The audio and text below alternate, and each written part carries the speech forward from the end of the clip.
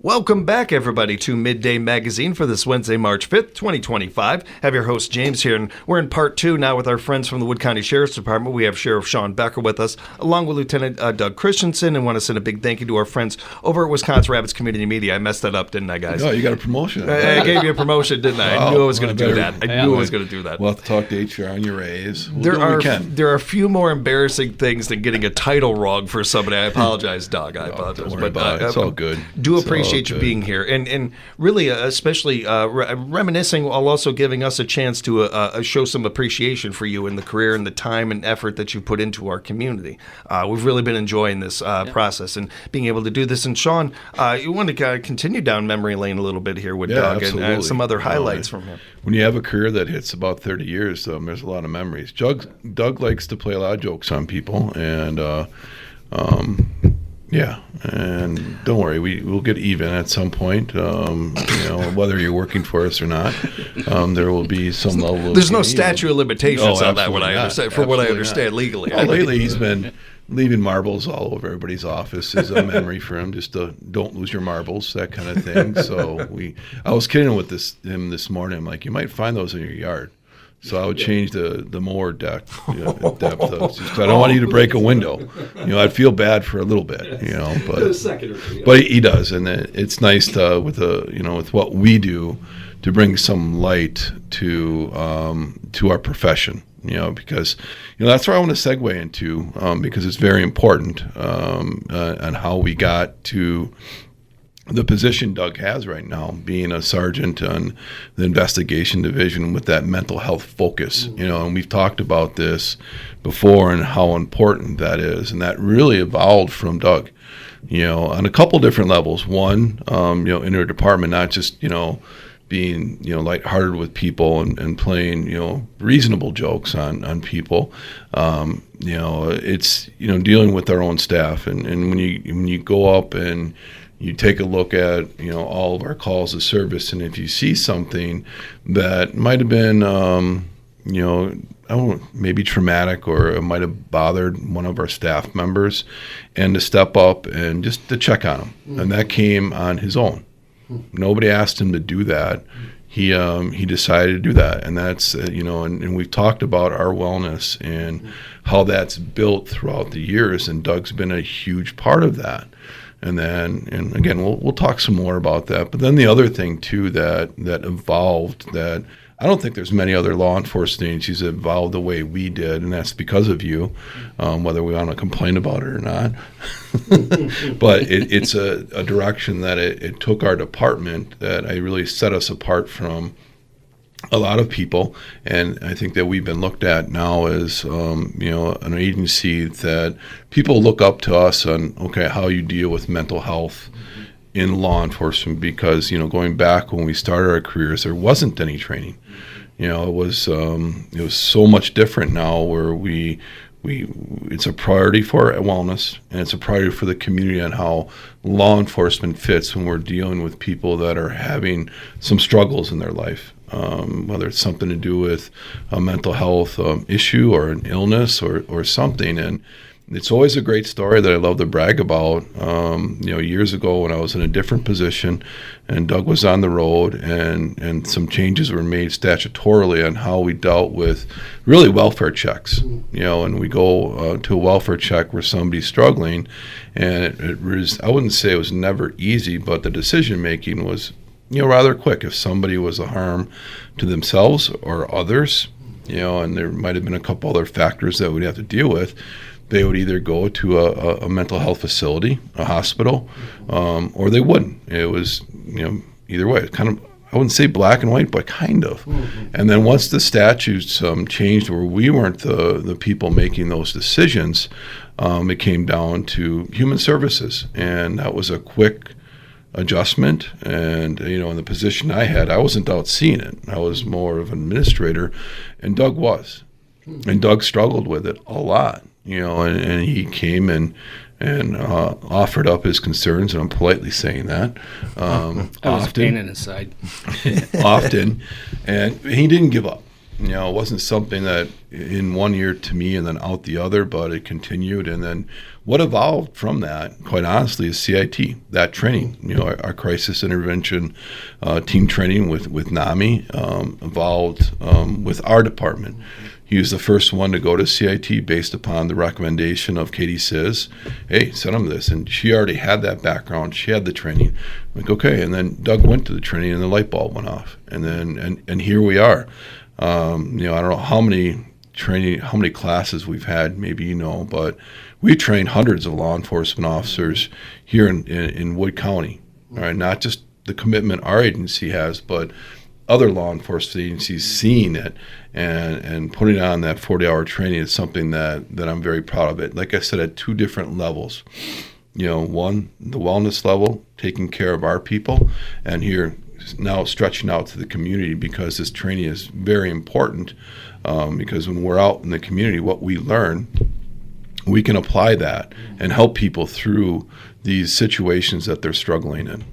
You know, you and I, and even Doug, I believe when you were with us before, Doug, have talked on mental health a lot in society, and especially with what you guys deal with. And it's something that when I was young, you learn gallows humor real quick in the inner city, in the projects. You learn these things very quickly because that's how you survive.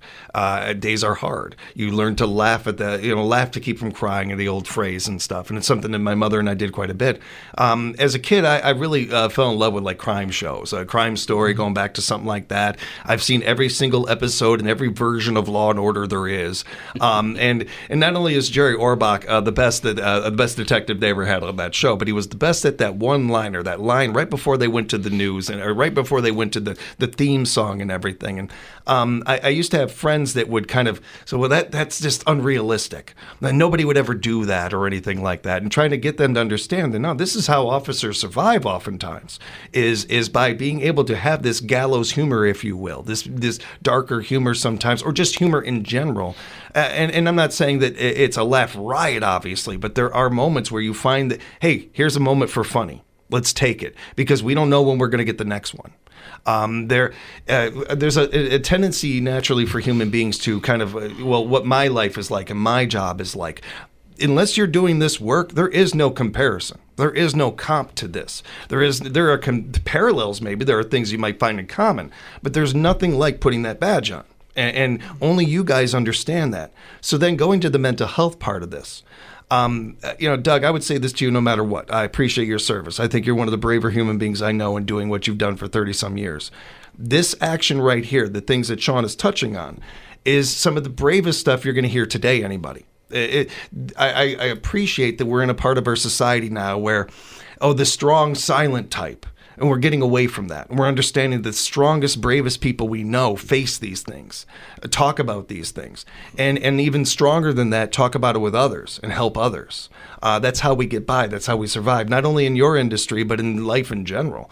I don't use this word lightly, trailblazer, like in this work, and it's appreciative, not just in this community, not just in the departments you guys work in and everything, but in society in general, man. It's important. It's great work, and I appreciate the insight to this, you guys, because again, this is another one of those things I don't think as community members we get to see very often or understand very much. Yeah, the foundation that Doug left, you look at, people can go through a career and they can coast through and just get by. He didn't. And then you look at the impact, like I just said, that'll last forever. The wellness part of it's only going to grow for us because it's a very important thing for not just law enforcement officers, but all first responders that deal with the traumas that go on, unfortunately, every day. And we have to take care of each other. And if we don't, then how do we expect to take care of the communities that we serve? And that's where, the officer wellness, that outreach is not only just, our agency, but, part of our CISM team that he's part of, that does that not only just, it's not exclusive to law enforcement, it's to all of us. Because, essentially when, we're dealing with emergencies, we're all working together, and then you look at, like I said, it's fun to brag about. I think people sometimes get sick of me talking about it, but you look at the people that have an impact on the community, and Doug did. I'm going to hate to see him go, but we talked a little bit this morning about, hey, what's the next plan? Because you brought it up right away in the show about, okay, what do you do? How do you unplug? Because people do struggle, and I do worry about that for anybody that leaves this profession, especially our team. But he knows this. Just like any retiree, they're always welcome at the department. Anytime they want to come in, they're always going to be welcome. Because sometimes people struggle with unplugging and moving forward, but he'll always be part of our team, and he knows that. But he's got a great plan moving forward. You've got to look at your next steps in life. And on the way here, we were just talking about my daughter Jordan. She's expecting, and that's her first grandchild. Mazel tov. Yeah, salute. And just That's awesome.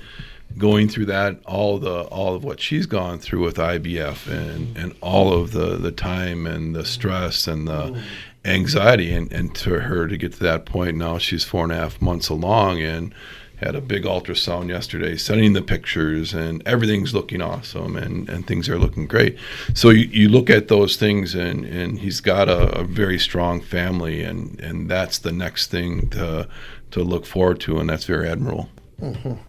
Doug, when it comes to what's next for you, without prying or anything like that, do you have something in line?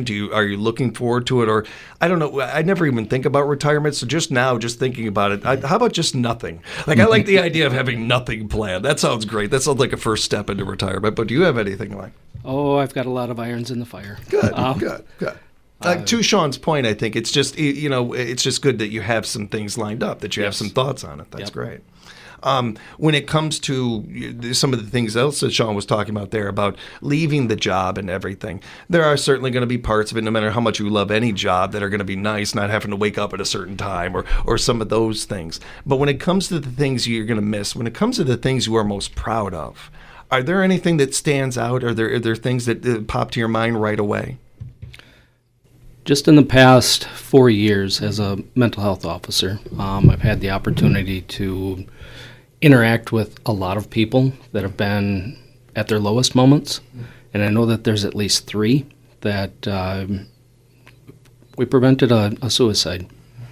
So just hanging on to that and just remembering that I had the privilege and the honor to be the person that was there to help those individuals through those situations. Those are memories that will never go away. Yeah.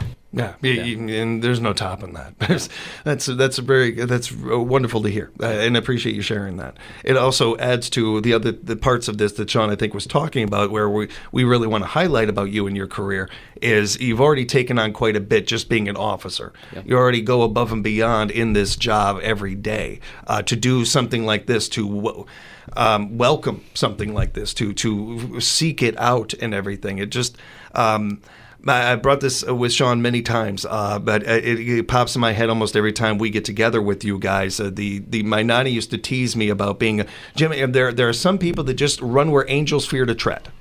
And we need these individuals in our society. We need these people, the individuals like yourselves, and people like future officers out there that we're encouraging. And we have I would say that this has always been a very proud and very welcoming profession.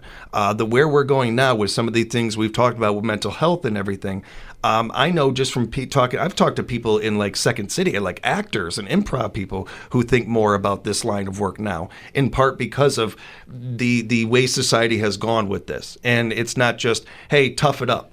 Hey, that's the job, tough it up, or anything like that. Getting a little bit better about these things and being there for each other.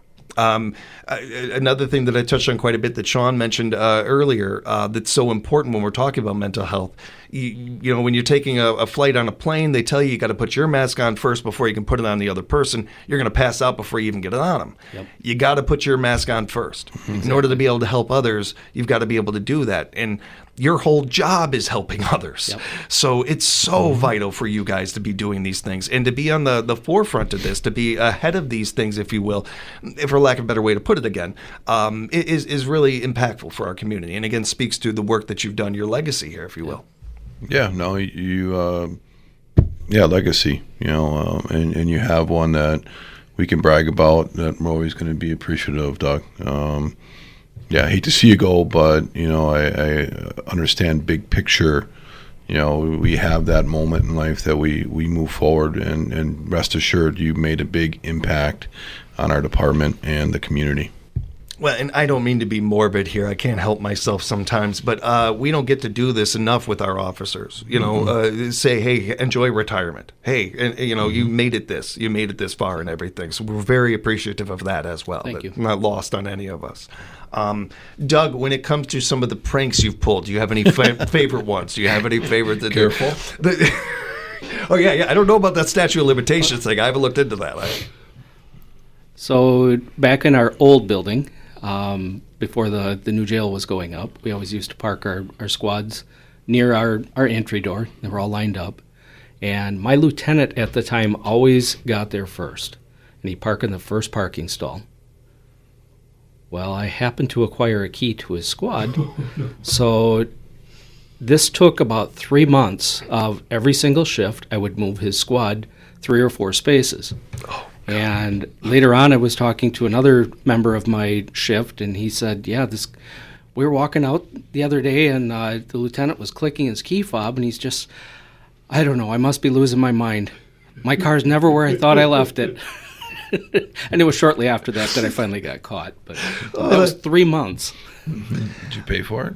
Oh, man. Maybe. I can't believe you did that to Lieutenant Loudy. No, not Lieutenant Loudy. Lieutenant Sager. Oh, okay. I'm tearing up over here. That is a great one. Oh, that's a good one. I like that. I might steal that one. I might have to try to do that to Seth or something. That's fantastic. That's probably why you retired. Oh, that's good. Did you have anything else about Doug you wanted to touch on before we get to kind of some odds and ends as we're getting close to wrapping up here, Sean? I've said a lot, but I mean it with what I've mentioned about the impact you've had, and just moving forward, and not just in my career, but the sheriff's department. You look at the people that have laid groundwork to build upon a foundation, and we're lucky. We are, and I know the community appreciates it, and really opened up an opportunity and something to move forward, especially talking about mental health.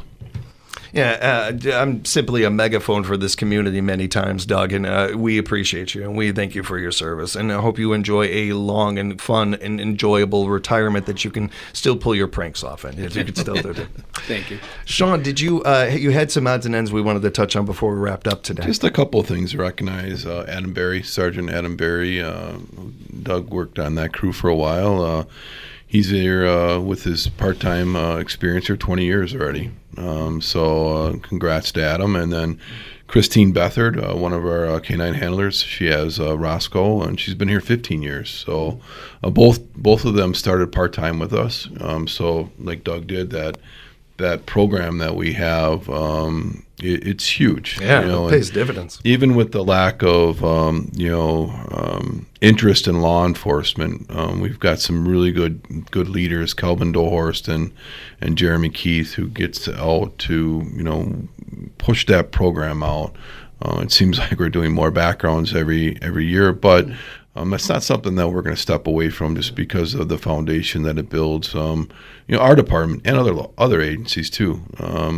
Just recently we hired 2 people, and they're both in the academy right now, and that's something that Doug can attest to, that we got to go get our experience before we can get back here. But now we're at a point where we'll sponsor people in the academy before they start with us. And Haley Zwislin was the first person we hired, and we're sponsoring her. And then Alexa Matthews, we just hired full time, and telling her, Alexa, at Midstate, that she's now going to be full time, it was pretty cool. Yeah. And that's going to be the 40th graduating class at Midstate Technical College in a law enforcement recruit academy, and that's you reminisce about that. Doug went there. Just how many people, with Midstate committing to that program, and a lot of it's Clark Poggle, God rest his soul, having that vision and pushing it through many years ago to where we're at now. 40 classes, and I was just thinking about, that graduation class coming up here in May, and 40 classes of, on average 25 people. Do the math, and it's not the impact that Mid-State Technical College and Clark had on those officers, because they're all over the country working, but look at the impact that they had on people, on the communities they serve. So it's not just 40 times 25, it's well beyond that. And to really highlight Mid-State Technical Colleges, the president there, Shelley, she's awesome. Her team there is just phenomenal. It's not just about law enforcement, but I can just comment about that because of the impact it has had on our department and the country, in my opinion. If you look at how that outreach is awesome. And it's just something to highlight how lucky we are to have Mid-State Technical College here in our community, and the impact that college has on our community, not just in Wisconsin Rapids, but all over. We know how to reach you for emergencies, but if non-emergency things, Sean, if somebody wanted to reach out to you, follow up on some of the things we've talked about today, or just in general, how can they do that? Give us a call at the Sheriff's Department. 715-421-8705 is my direct line, or 8715 is our office, or dispatches 421-8701. That's going to get you right to a dispatcher. It was an honor talking with you today, Doug. Thanks so much for the time and everything. And again, thank you for the service to our community. You enjoy retirement, man. I will. Thank you. Sean, always good hanging out with you. Thanks for the time. Appreciate it. And a big thank you to our friends at Wisconsin Rapids Community Media, doing amazing work over there. Subscribe to their page and keep up to date on that great work, everybody. We'll be back with more Midday Magazine coming up here at 97.5 FM, 1320 AM, WFHR, locally grown radio.